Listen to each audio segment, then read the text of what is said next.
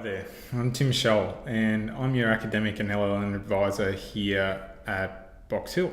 And basically what my job is to try and help students with their assessment materials, with academic writing, research, structuring their writing, a whole range of things to do with completing your course.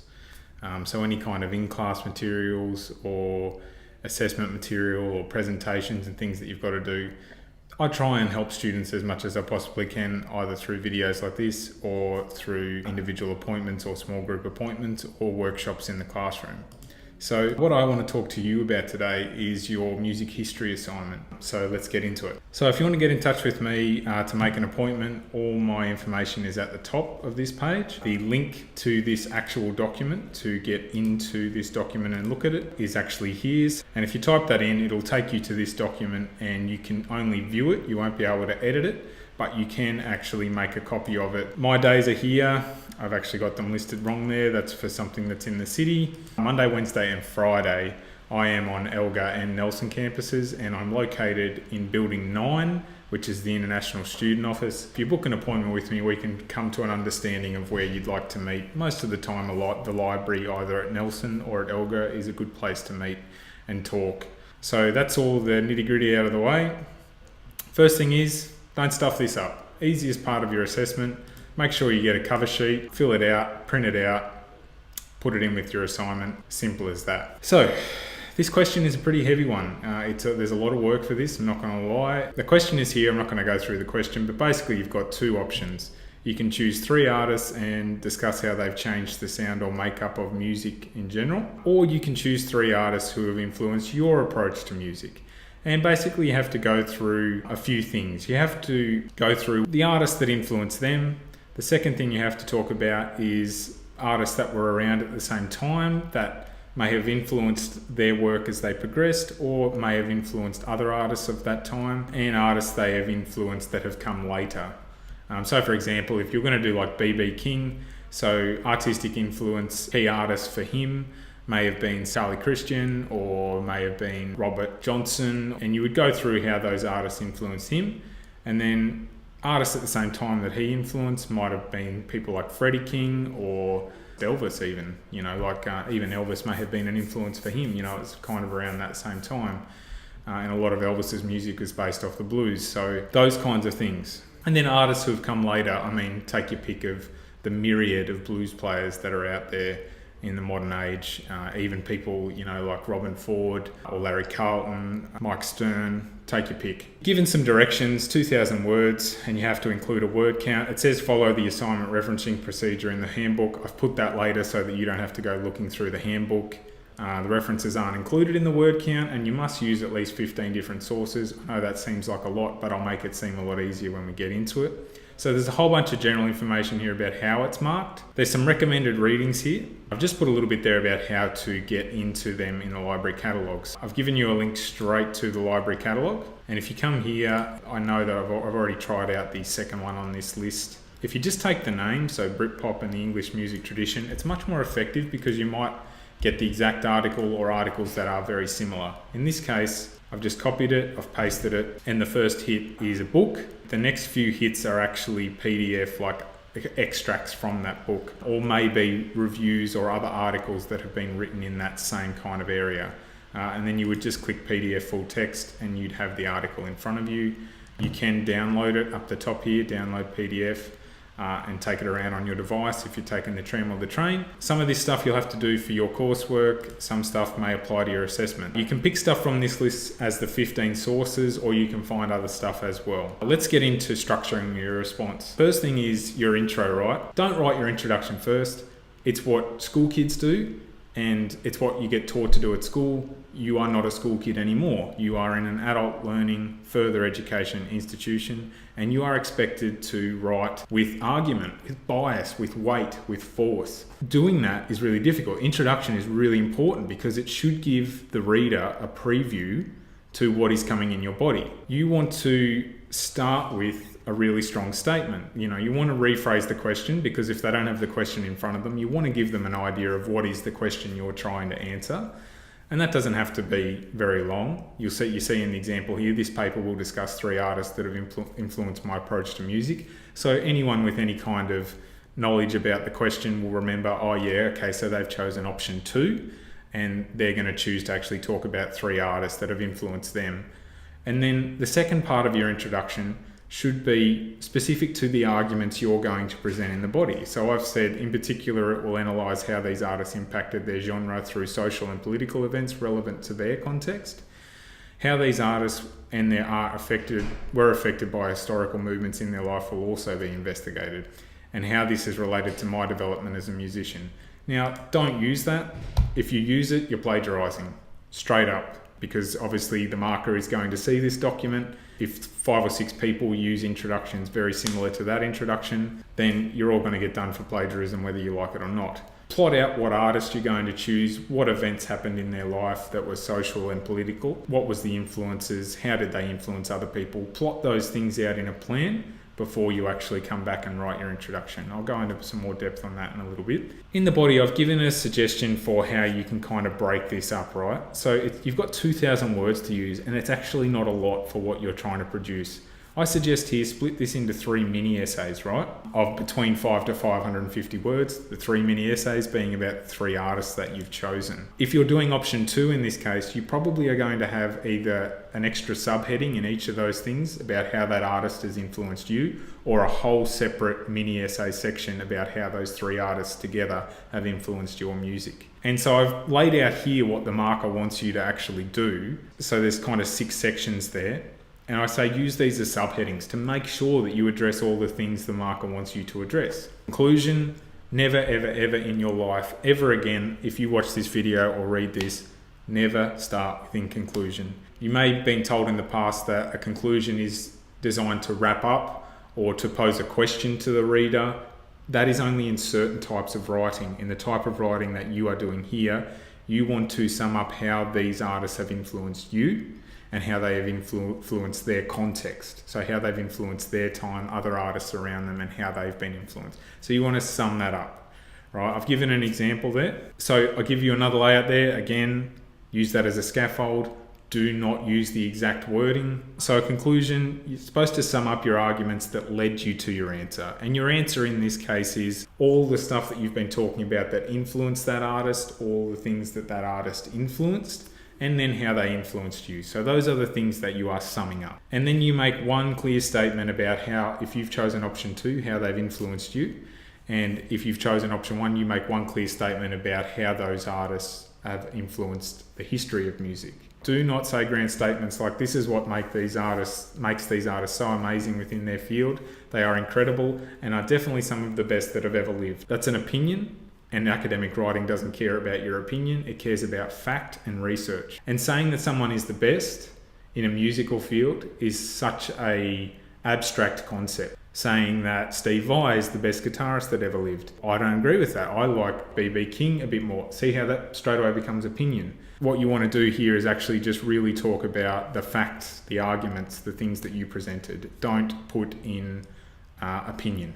Some rules for writing in general. This is the structure I was talking about. So to make a plan. Anyone who doesn't write a plan, don't expect to get better than a credit, because you'll lose track. You won't cover all the criteria. Straight up, it's the stupidest thing you can do if this is the first time you've done this, to not sit down and take 15 to 20 minutes to make a plan.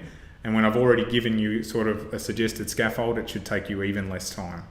So your intro and your conclusion, both no more than 200 words. Never ever any more than 10% of the total word count for your intro or for your conclusion. Never. If your intro goes for like 400 words, you're blathering. You are waffling, you are making stuff up. You need to proofread it, go back, cut stuff out, make it punchier. So I give you an idea there that you have actually 3 artists in your body. So you have 3 headings, heading artist 1, and then underneath that artist you will have all of these headings. And you may also have for option 2 their influence on my music, and for option 1 you may have their influence on the history of music. So that's just an idea to start off. Like I said before, body, intro, then conclusion. 1 point per paragraph. And I actually do it really explicitly in this section to show you what it should look like. In school you probably got told that a paragraph should be no more than 5 lines, no more than 7 lines. You probably got told some ridiculous general rule that talks about quantity. And I want you to forget all that now.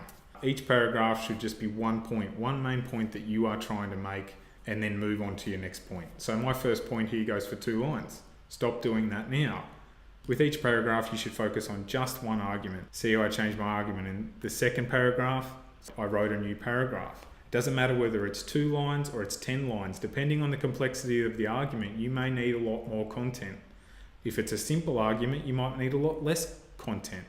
Short and punchy is okay.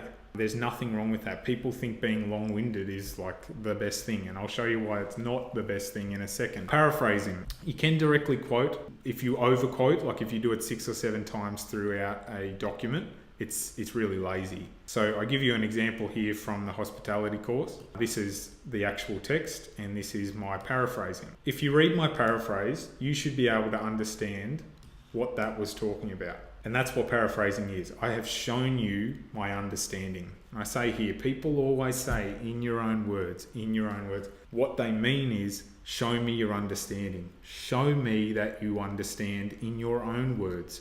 You may not know all the technical terms, but describe it to me in a way that means something to you that will actually connect the idea to me as the reader.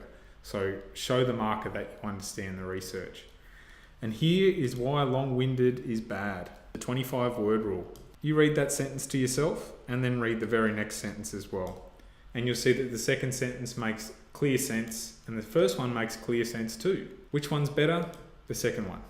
Every single time a reader will prefer less, and they will prefer punch, they will prefer it being concise. That doesn't mean if it gets to 26 words, you try and delete a word. Like, that's not what I'm talking about. I'm talking about being reasonable. Anything that goes over 30, 35 words, you're starting to get too long. You need to split that into 2 sentences.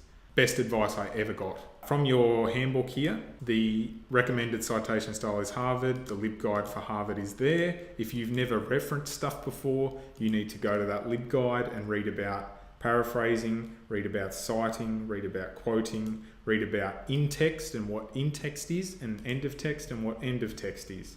In-text looks like this, where you have an idea or an argument and it's come from research, and so then you put the researcher's surname or the organisation's name and then the year that that particular piece of research was produced, and then at the end of the text, after you're writing on a separate page, you have the full reference like this, which will usually include at least the author, the date it was published, and the title. And if it's been an online document, sometimes it's good to actually put the link. Follow the LibGuide and you shouldn't have any problems. I'll put another link to the LibGuide there so that you can't miss it. And you can come to me for help with it. Research and referencing is the basis of good writing. If you have unreliable reference material, Wikipedia or other open source websites, your arguments are weak no matter how good you are at your writing. So now to some of the basics. Formatting your assignment. This is from your handbook. Your font style should either be Times New Roman or Arial. That straight away means that if you use Roboto, if you use Laura, if you use another font, you've gone against the handbook's recommendation and you'll lose marks. So if you're like, oh, look, I want to write in this particular font, I want to write in a monospaced font, I want to write in Comic Sans, expect to lose marks straight away. Why? Because these 2 fonts, Times New Roman and Arial, are easier to read. And when they're in size 12, they are easier to read, they are easier to manipulate if the marker needs to blow up the screen or copy and paste into comment sections and stuff. It just makes everything easier, right? And from me, I said, I think it's reasonable if you're going to use headings and subheadings to make that font slightly larger. And like if you use Times New Roman for your paragraph text, use Arial for your headings.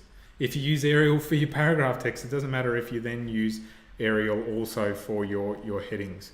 Right? So you can see here I say don't do something stupid like lobster size 38 because it just looks stupid in the context that you're in. If you were writing for a magazine, using a fancy font to try and catch someone's eye for a heading is a good idea.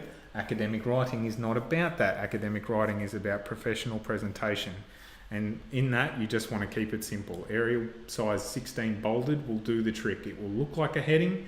And then if you need a subheading, you do Arial size 14 that is underlined, you change the format slightly. I don't think the marker will mind that all that much. And using headings and subheadings is okay too, because it makes sure that you actually are directly addressing things. If your marker then doesn't like that layout, you can generally remove the headings and things will still work together. From your handbook, line spacing should be 1.5, so line spacing is this stuff, and you want to know the difference? Well, if you leave your line spacing as single, it will look like this and is difficult to read, and they slowly get bigger and bigger. If you make it double, it will look too big and it's harder to read. These guides have been put together so that the teachers can read things easily, and the minute that you don't abide by them, you'll lose marks.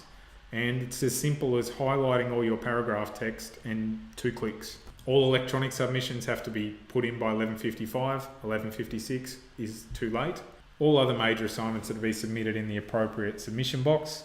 And this location is likely changed. So talk to your marker about, or your teacher about where that's located for this particular assignment and whether you need to hand it in by Friday or by Sunday. Some of you have probably already gotten to that. And proofread things. Once you finish your assignment, proofread over it. Copy and paste it all and put it into Grammarly. And check over it in Grammarly. Check over it in Microsoft Word. Just read it at least once, please. Because losing marks for poor grammar or poor spelling it's just the stupidest reason in the modern age to lose marks. So proofread them. If you've got a friend that's willing to proofread it for you, do that as well. Do not copy other people's work. If you proofread it for them, don't go, oh, that's a great idea, I'm going to go and include that in my work, because then it gets handed in, you both get marks taken off you for plagiarism or possibly even asked to resubmit. So just be reasonable, try and keep it as your own understanding, as your own work, and proofread things before you hand them in. So that's it from me. Thanks for your time. Good luck with the assignment. Any help that you need before it's due, please come and see me. Please go and see the teacher, ask questions, be relentless, and try. Good luck.